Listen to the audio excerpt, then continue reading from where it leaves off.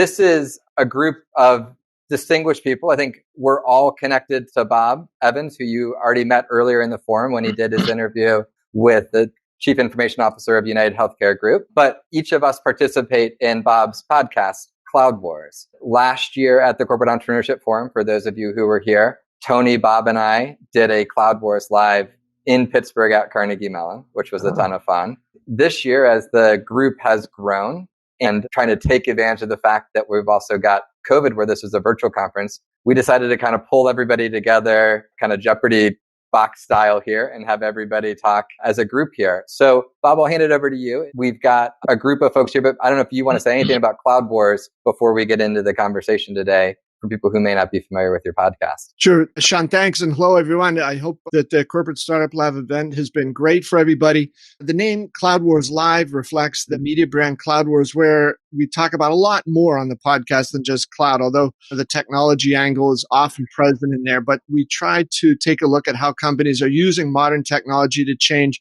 not just their tech, but how they operate their business models, their vision, their strategy, their opportunities, and how they engage with the world around them. Each month, we have a handful of guests, each of these guests specializing in a particular area. How about if I'll go through here and just introduce, Sean, each of the what we call our all-stars. And as I do so, perhaps raise your hand. Bonnie Tinder is the CEO of Raven Intel, which does a lot of peer review type research on enterprise software installations and the role of partners in that. We've got Tony Uphoff, who is the CEO of Thomas. Tony has taken his company through a pretty big digital transformation over the past 2 or 3 years. And Thomas digs deep into the data of industrial and manufacturing markets, the buyers and sellers there. And he's changed it from a media company to a data services company.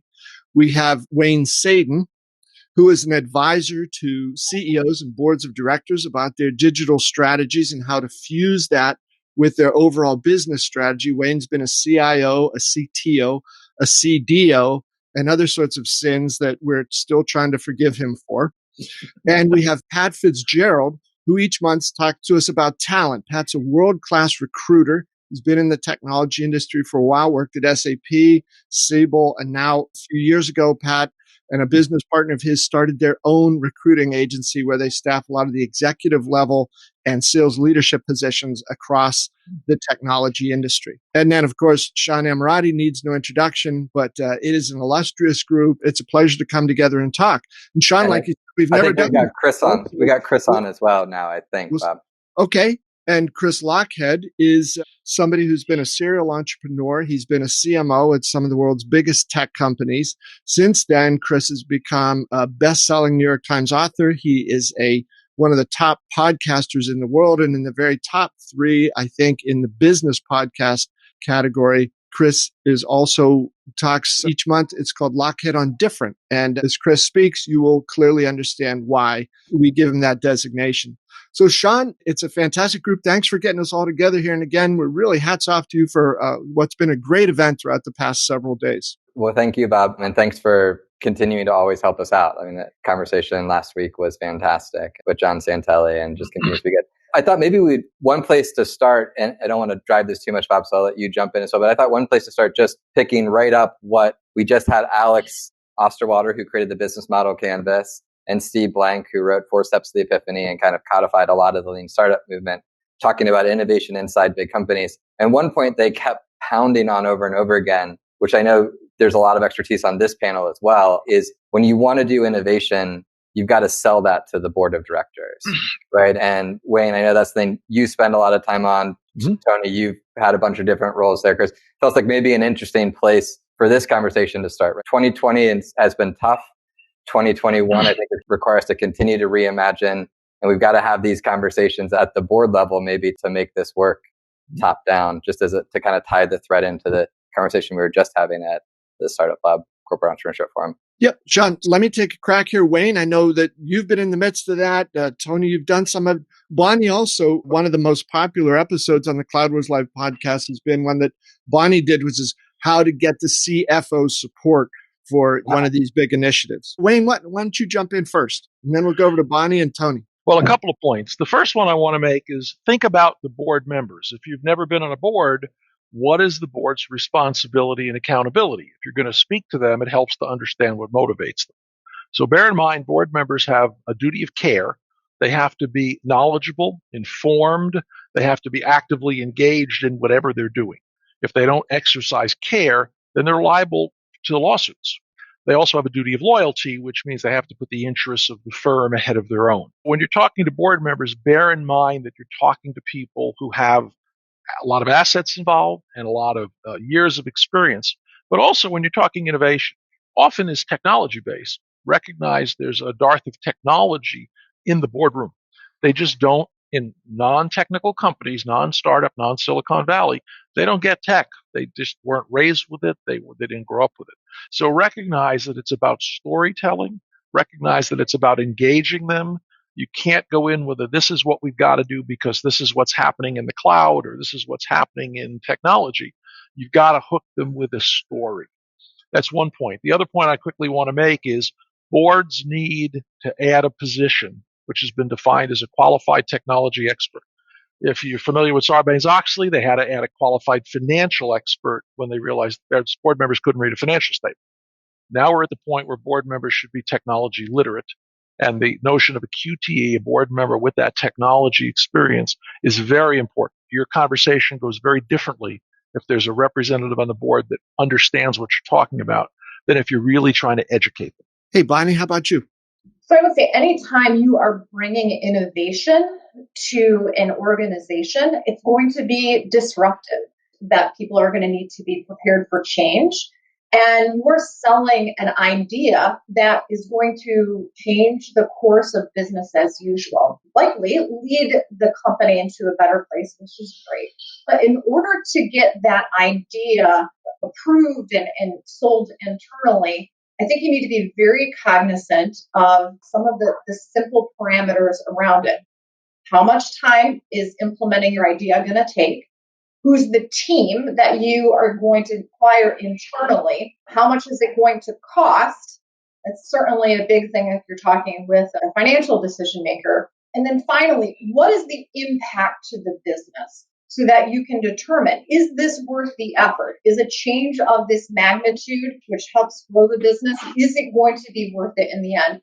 And I think before you start talking about a conceptual, innovative idea, you need to have those sort of 4 things as part of that storyline as well. Thanks, Bonnie. Tony, how about for you? Yeah, in addition to the great insights from Wayne and Bonnie there, really echo, I think, Wayne's point on develop a narrative. In the wrong hands, storytelling can really sound ethereal, and some board members struggle to relate to it. Some folks who look at specific disciplines, say legal or financial, may struggle to relate to it.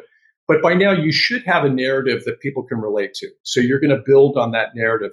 The second thing is define what you mean by innovation, because innovation has been such an abused term, and it's become to mean everything and nothing at the same time. And I know some board members kind of wince when you start saying innovation because they're not really sure what you mean. Pull it out of the clouds, no pun intended. Map it to your story going forward. One other thing I would add, 2 other things just real quickly to what's already been said. One is acknowledge sunk cost bias. I find with boards, one of the biggest challenges they have is getting past the money that has been spent to date on X, whatever X is. And if your innovation appears to disrupt X, they're thinking, oh, gosh, we spent $100 million on this. And we can't. That is sunk cost bias. And you don't need to challenge it, but you just have to acknowledge it. And then the last point I would make is present some risk mitigation strategies. We're not going to bet the company on this. Here's the range of risk tolerance here. And here are the risk mitigation steps if, right, this doesn't go the way that we want it to. We're going to box and contain the investment or whatever, terminology might make sense there. But all great points. That's the only other things I would add.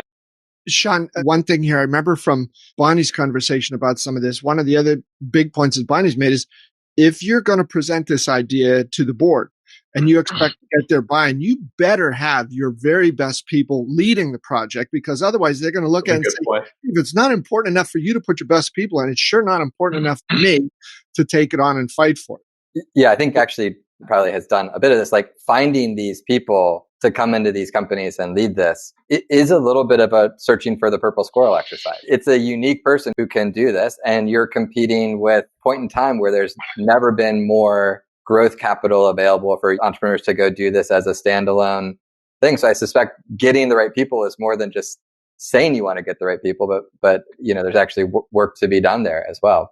Pat, and I would add on to that to say you want the A team, but you want the A team who's going to be committed to the project throughout the duration.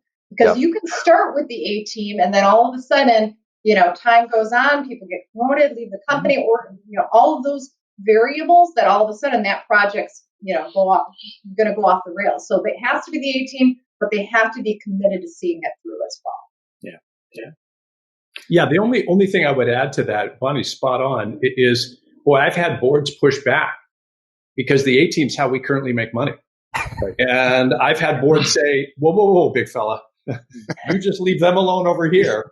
You go find that purple squirrel, or what was the term that you used, Sean? Yeah. But I 100% agree. You can't have it both ways. And you've got to find that balance, because if you don't have folks that are proven performers in your company leading these things, they're not going to get the support from, let alone the board, but from their colleagues and peers around the company.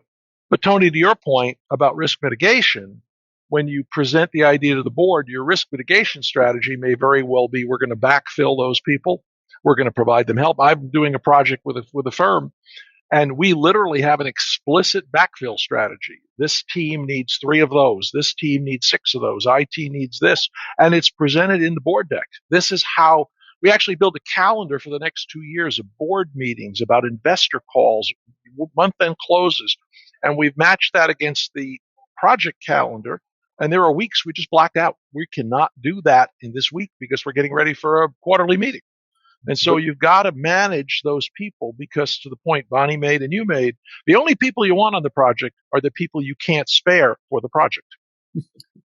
But that approach, isn't that approach budget driven versus talent driven? A lot of these companies, especially the smaller companies that are run still by the board, is really focused on budget, right? They all want their money back. When you look at a company that actually can define its culture first, and very few companies do, big and small, and then you start actually building out a long-term strategic plan on how to hire the right purple squirrel, then it's a very different engagement, even at the end of the first year. And the value of the investment from the venture capitalist, frankly, is huge. It becomes a very different approach. We find, at least in my experience, I find a lot of companies are really focused on budget. And they don't necessarily understand, nor are they even thinking about what's our culture, and then ultimately what will that create in value for the ultimate investors. Well, that's a great point. What you really want to have is a company where you have people to choose from who are your A team, versus having the pyramid, right? Where the A team is that little slice up here and everybody else comes to work and executes the process every day. If you have the right culture. Are they really the A team, or are they just the people that have been placed in because they're friends of the VC house?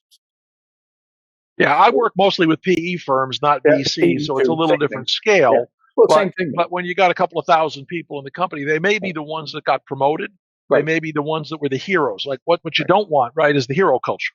Right. Look, we were going to run off the rails until Billy came and fixed it. Now, why did we let it get off the rails in the first place is a better question.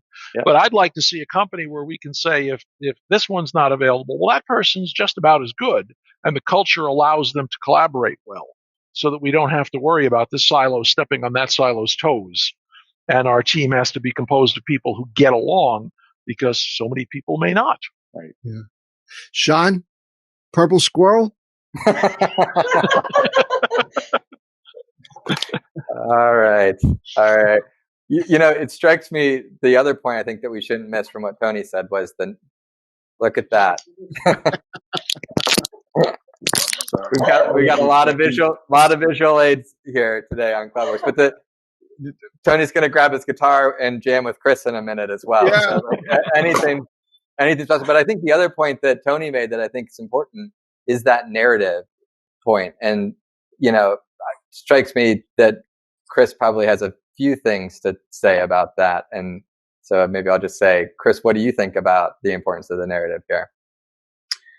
Well, the first one, if I understand how we got to the narrative discussion, was a comment around how do you sell the board on innovation? Is that right? Yeah, that's right. So here's my perspective. If you have to sell the board on innovation, fucking quit. No, I'm serious. Quit. Because they're morons. So I personally would not participate in selling anybody anything. That's the first thing. They got to be coming to the executive team saying, where's our innovation plan? What are we doing to design and dominate new categories, and in what areas, and why does that make sense? So if the board isn't driving these discussions, isn't asking the CXO team for this, you're in the wrong company. So that's the first thing. The second thing, with all due love and respect to my buddy Tony, there's no risk mitigation in this. Zero. Nothing. Zero. There's no fallback position. So in other words, if you say, hey, listen, you go to talk to Sequoia and Benchmark and Accel and Greylock and Mayfield and all the top venture capitalists in Silicon Valley, there's no back door. There's no plan B. We're going to go raise whatever it is, $100 million, and we're going to go design and dominate a new category. And we're either going to do that or we're going to leave a giant crater in the earth, and that's what we're going to do. And so there's no risk mitigation from that perspective. We got to look at it like no, Chris. There is a risk mitigation. It's called a portfolio investment strategy. So they know that 1 out of 10 to 20 of these things are going to crater. So your point is correct at the company level. It's incorrect at the broader level. The other aspect about it is you're taking a very, very early stage venture, grand slam approach to this. That's very different than being in a large corporation that's looking to do more innovation, right? But I agree with you. That's why startups kick the asses of major corporations over and over and over again on this. Well, some do and some don't, right? But I think the vast majority do. Look at any new category you're excited about. My favorite new category right now is the e-bike category. I buy one a week, whether I need to or not. Well, guess who the leaders are in the e-bike category? They're not Trek, and they're not Specialized. They're a group of startups, a bunch of which are in San Diego, some of whom got started on Kickstarter, and they are designing a whole new category. Now, when the e-bike new categories create new categories. So the minute you get one of these things, and you sit on it, and you take your mountain bike helmet on, all of a sudden you look like a dork. And I'm not a fashion expert, but that's just what happens. So you say, well, shit, I need to get a helmet that makes me not look like a dork on this cool new e-bike. So you go Googling around, and before too long, you find a company called 1,000 Helmets. And if you go to 1000helmets.com or whatever their URL is, what you see on there is for what use case are you wanting to buy this helmet? And they have tied their success to this emerging new mobile category that's coming out, right? And so you buy 1,000 helmet. Well, guess what? 1,000's a startup. It's not Giro. It's not Bell. It's not any of these things.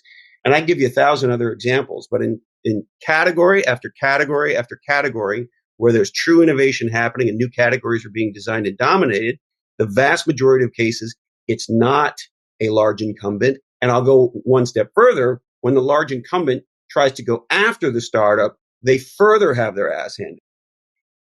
well, So does that wait? I don't work on the VC side. I don't work in Silicon Valley.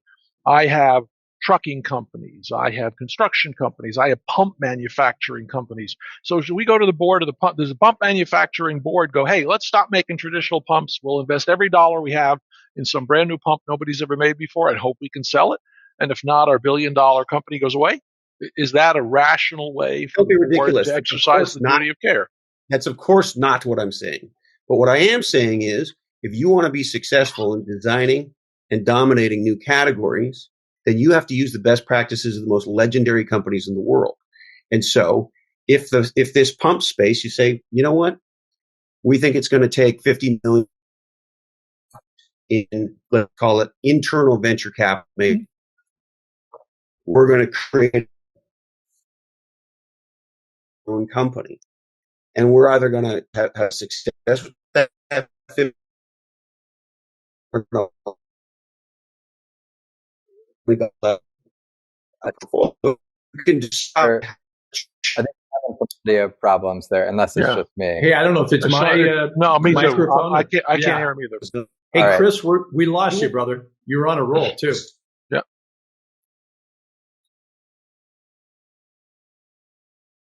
Nope, he's frozen. I think he's frozen. I hope, Tony, he was going to come back to your risk mitigation strategy, which is don't bet all of your money on that new pump. Hey, I always like Chris's insights, right? You know, one of the things that makes Chris really fun to listen to is there's no on the other hand, right? He's straightforward, and I think he raises a really interesting point. And I think that it's less the debate is innovation the sole domain of venture-backed startups versus large corporations. I think his clarion call there is the challenge of how, and how do you start to, you know, it's the classic, how do you get the elephant to dance? I mean, this is the conundrum that really brings this group, Sean, together. And I think Chris is spot on. Boy, if you look at the track record, you know, it is very, very hard for large scale corporations to truly innovate. And, you know, we've been using the Disney Plus moment and a few others out there. And there are those examples, but I think there's more working against innovation oftentimes in corporations than working for it. And I think, you know, I don't want to speak for Chris, but I agree with a lot of the well, I think that's true. But it's also worth pointing out there's a lot of, I think what we miss is there's also a lot of failed startups. Correct. Like I think the grass is always greener, whichever side you're on there, right? Like there, you know, it's easy to look at the 3 companies out of the Sequoia or benchmark portfolio and be like, wow, that portfolio is amazing. But there's been research on this, like the firms that have the best IRR from a venture portfolio perspective also have the most investments go to zero because they take swings that are so big that they strike out a lot. But when they make contact, it's not a single or a double. It's a home run or a grand slam. Well, right? I think it's also true, Sean, that go, Chris. Go, Chris. Do you know what game you're playing? You're absolutely right. When you do the research, and we did it for my first book, less than 1% of venture-backed startups by top-tier VCs in Silicon Valley are ever worth anything. So you're absolutely right. But new innovation fails all the time, right? There's no such thing as a legend without being a loser, right? How many times did Benjamin Franklin fail? And so I think that's just what happens. I think the difference is if I'm an entrepreneur or I'm a venture capitalist that backs these types of entrepreneurs, we know that going in. We know the likelihood is we're going to raise $100 million and this thing's going to be worth zero in 5 years. We know that, right? And so we're not constrained with like, oh, well, you know, we're not doing any of that. We're going fully. But all that said, I think there's something else that's critical here. When we say innovation today, what I think a lot of people, whether they realize it or not, is they plug in sort of innovator's dilemma, Clayton Christensen. And there's several unintended consequences of his thinking. The first one is that innovation is about products. Products are part of it, but products are at best a third of it. The second thing that came out of his book, which is maybe the most damaging idea in modern history and business, is this idea of disruption. Legendary companies aren't disrupting shit. And here's the big distinction.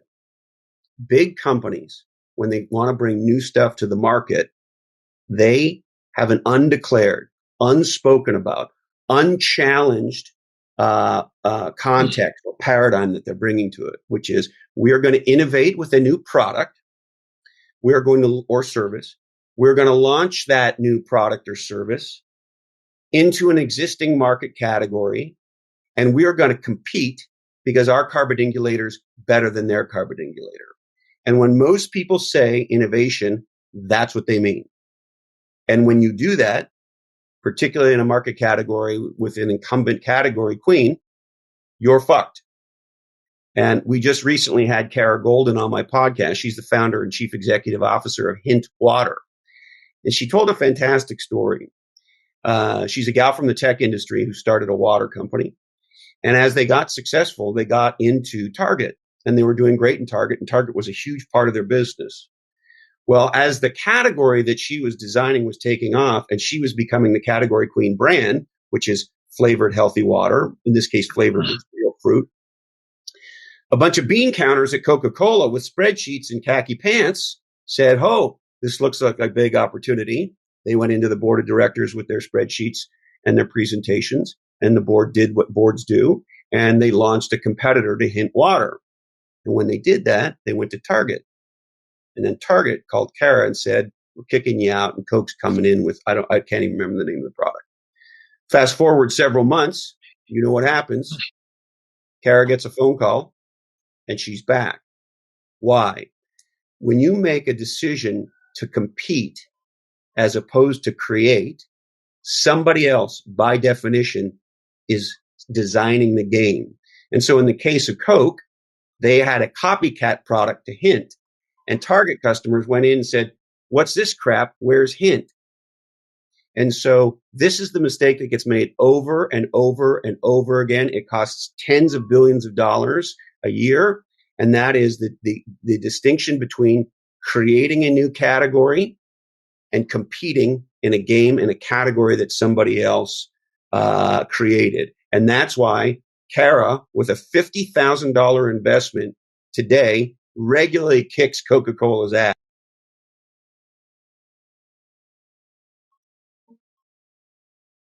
Sean? Yeah. So there's a lot in that story, right? So I think part of what I wanted to come back to from where you're talking about earlier, though, right, is this, most of the categories that are being created by startups, because I think that's actually scarier than any of the other societal things that we've been dealing with in 2020 for the following reason. What's happened and actually this builds a little bit also conveniently off of what Steve, Alex, and I were just talking about. We've gotten really, really good at innovation that can be financed via Kickstarter, that can be financed via Y Combinator, that can be financed via basically the sort of blitz scaling industrial complex, right? And I, just for full disclosure, like in many ways, I think out of everybody on this call, I'm probably the biggest cog in that blitz industrial complex. I run a seed stage venture firm, right? So like I am both part of that and part of the symptom. But here's the problem. What's happened is I think we've gotten good at innovation in certain areas, and then the places where that model doesn't work well, you haven't actually seen the world advance as quickly, right? So that's awesome that e-bikes are being innovated by startups, but I would argue like the automotive space is desperate for more innovation than they're experiencing right now. Elon Musk has delivered more innovation in the last 5 years than Detroit delivered in the last 20 years. Yeah. Well, but he's also crazy, and there's a long way to go to actually get his vision on the road in front of, but he did it. And to your point on crazy, I look for philosophical leadership from rock and roll. And there's a famous line in Spinal Tap that says, "There's a fine line between stupid and clever," right? Maniacs are who move the world forward exponentially. It's typically not blue button down, khaki wearing management consultants. With all due respect to all my management consultants. Well, it's fine. Yours is dark. Yours is dark blue. Theirs are normally light blue, Tony. Yeah. Do those khakis have pleats? Because the pleats are what really sets it off. Okay, if they're flat front, you're. I mean, look, here's the thing. The reality is, like, you drive around Silicon Valley, it looks like Tesla has taken over the auto market. They have absolutely not. There are plenty of cars being sold by all the other automotive companies today. And in terms of crazy... But I'm not arguing with you about that. What I am arguing with you about is the electric car category was sitting nascent for a very long time. People thought that the technology had existed a long time, and there were a bunch of structural reasons and other reasons, the power of gravity, that the existing companies didn't do it. And it took a startup to make the category go, and they're currently the category king. Are they going to stay that way over time? We'll see. Does GM sell a shit ton more cars? Yes. And has Detroit come back incredibly since the financial crisis? they have, and I love that. I'm a proud Mustang owner myself. But the reality is, Tesla did for the electric car category what no incumbent could or would do. And that happens over and over and again. And I can give you examples where incumbents do it. And when they do, it's really exciting. And it's the coolest thing that a large Fortune 500 company can do. And I can give you some great stories about that.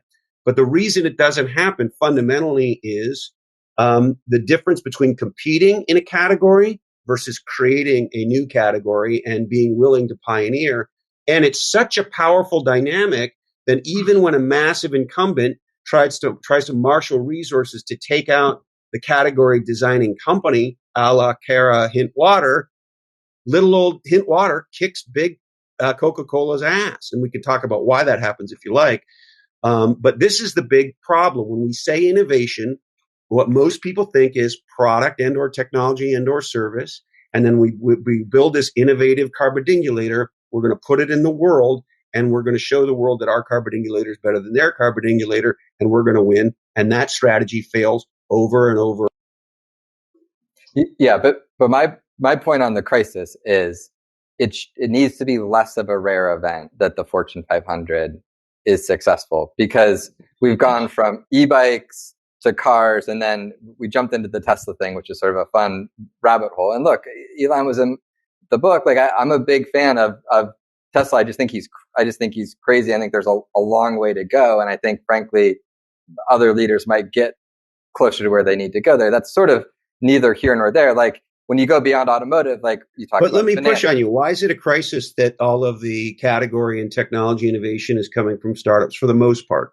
Why is that a crisis? Because I was about to say, because like when you leave automotive, like then we get to medical devices, then we get to pharmaceutical, then you get to finance. It gets harder and harder for that to come from the blitzscaling industrial complex. I'm just making that term up, but this sort of Y Combinator to C to A to B to C to Z to profitless prosperity to IPO or SPAC today, right? Like that works really well for a certain type of innovation, but not for these other categories. And what category doesn't it work for, though? I don't think it works well at all in finance. I don't think it works well at all in healthcare. I don't think it works that well in pieces of the automotive. And we can debate the electrification category, but there are parts of it doesn't work very well in the chemistry industry. There are just these categories that are owned by these Fortune 500 companies, and we need them to be reinventing those industries in the same way that software and consumer products have been reinvented by sort of Kickstarter, crowdfunding, and venture-backed startups. And don't forget, on one hand, do I agree with you that would it be nice if more of the bigger companies could do it? Sure. But I'm okay with the Darwinism of it. It's okay. All of the Fortune 500 at one point were the disruptors. At some point, 50 years ago, they were the startups with, the blue ocean idea. And so I think, certainly time and, legacy has a lot to do with it. I think for some of the Fortune 500s, they can continue to innovate in areas like customer delivery, employee, the way that they're doing their own internal talent management. So they're hiring the best type of people. I think innovation, you can think about it one way with your main product area. I mean, that's the obvious one. But I think these Fortune 500 companies can be really innovative with things beyond just their main product. I mean, obviously, they have to be innovative in that area or else, they're eventually going to die. But there's incremental innovation that they can bring to other aspects of their business. Yeah, I think, it's interesting. I'd go back to something Pat said. I think it feels to me like what we're debating here is really more culture than it is structure or category or industry, right? So, one of the biggest problems that companies face is it's really hard to challenge the assumptions that made you rich, especially if they're continuing to make you rich. And so incentives are aligned and bonuses and all those things. And yeah, I can say I run car company X and it's 5 times the size of Tesla, but the reality is there's incentives and codification of years of culture that is challenging for bold bet the farm innovation. right? Venture is by definition a bet the farm innovation moment, right? That's the whole concept of it. And so I think it's a really interesting dynamic. I think for where I've seen innovation happen in larger companies, it's where they get the cultural dynamics right. They get the sense of innovation is prized, innovation is celebrated, and whether they define a category or they redefine a category. I've rarely seen a large-scale incumbent define a new category, but I've seen them redefine categories before. And we're continuing to see some of those examples. But I think that's the kind of, in my opinion, it's not about the funding mechanisms, although that's a piece of it. I really think a lot of this comes back to the cultural stuff, because having spent time in venture-backed startups and advising them, boy, there is sort of an all or nothing sensibility culture. Hey, we're encouraged there is no single. We're encouraged to swing for the fences here. That's not always going to be the case inside of a large company. That's just culturally not the way large companies are incentivized. Yes, and I think I couldn't agree with you more, Tony. And I think there's a fascinating thing here, which is the distinction between skill set and mindset. And so when you were having the discussion about the A players and all that, I think that discussion is germane inside of the context of mindset versus skill set. So there is a damn the torpedoes mission-driven approach in a venture-backed startup. When you take most people in Fortune 500 type companies are more farmers than fighters. Who builds legendary new technologies, legendary new products, legendary new categories, and ultimately designs and dominates those new spaces are fighters, not farmers. And a big mistake that companies make is they take legendary farmers who, and I don't mean that in any way pejoratively. I mean, they do a great job running an existing business that's profitable and successful and all that. And that's what they're supposed to do. You don't take that person and say, now go fuck up some shit and create something new. That's not who does that, right? Hey, Sean, one of the outside dynamics too that I think is interesting here is within these companies, and an example that I believe I've talked with some of you about before is I think one of the most interesting stories of this year is going to be the partnership between Microsoft and Novartis. Right. And, of course, Microsoft is selling them a lot of stuff and Novartis is paying Microsoft a lot of money. I don't think there's any question about that. But what they're doing is taking, in some ways, at a very profound, deep level, Novartis's deep domain knowledge in medicine and pharmaceuticals and molecules and exploration with Microsoft's capabilities with information technology, data, digital, analytics, AI, machine learning, and they're fusing those in a way to create a different sort of outcome or company. And it's the initial expression of that is something within Novartis called the AI Innovation Lab. So they're not, they didn't set out so much like, we're going to buy a lot of stuff from you to make this go faster, this be a little cheaper. It's a different sort of outcome. And maybe that's going to be one of the triggers that will help some big incumbent companies do stuff that they were never able to do before and perhaps get out of that trap that Chris described there. You can compete or you can create, but there's no middle ground. Well, though it still sounds like you're talking about optimization. They're taking whatever they do and doing it better using tools from another company. So, we talk about digital transformation versus digital optimization. There's nothing wrong with doing what you do better and faster and cheaper, but it's not generally disruptive. It's not generally category creating. If a drug company can get drugs to market in half the time, terrific. They do it for half the cost, also terrific. But it isn't a new category of drug that nobody's ever come up with before, perhaps. Yeah. I think with it's AI, a matter of are we playing an incremental game or an exponential game? Right. And look, at a big company, again, I don't mean that pejoratively, incremental change in cash flow might mean a big thing as it relates to EPS. There's one other thing I wanted to share with you, because somebody in the side comments was talking about big company examples. One of my favorites is a company called Gojo Industries. They were founded in 1946. They're in Ohio. And before Gojo, there was soap. And they said, soap is disgusting. And so they created a new category of soap called liquid soap, as opposed to what we now call hand soap. Well, this company, unlike most companies who are obsessed with their solution, i.e. product or service, they remained obsessed with the problem called, how do I clean my hands? And they asked a fundamentally cool question one day, which is, how do we clean our hand in the absence of water? And Gojo Industries created hand sanitizer with the brand Purell. And so that to me is a great example of how this is done in a powerful way, which is, if what you're focused on in their case is, how do we create a sanitized environment for people? And you continuously are obsessed with that problem, as opposed to just marketing and selling your solution, over time, you can create massive new product, business model, and ultimately category. Yeah, I think that's probably a decent note to end on. I think this obsession with the customer is something that has come up a lot throughout. We've got 40 seconds left, so I'm not sure we can get to another talk at this point. But guys, I really appreciate you all making the time to do this today. It was fun to see everybody together in this sort of Brady Bunch or Jeopardy, whatever you want to call it, kind of squares here. This was fun. So thanks, everybody. Bob, I'll hand it to you for any last thoughts. No, thanks, everyone. Same thing. It was great. I'm glad we all agree on everything, and we've solved some big problems and moved forward. It was great. Bonnie, is that on next year board? Is that Simplify? Is that a cocktail next to it?